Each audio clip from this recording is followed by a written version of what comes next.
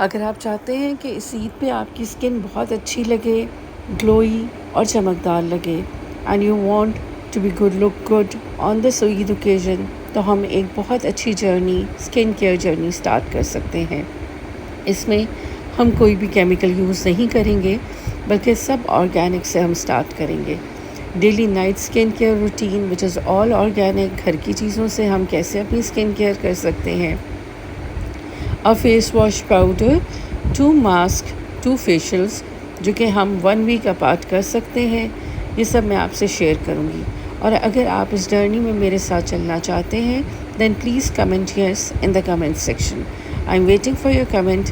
जब आप कमेंट कर देंगे yes, then I will start the journey.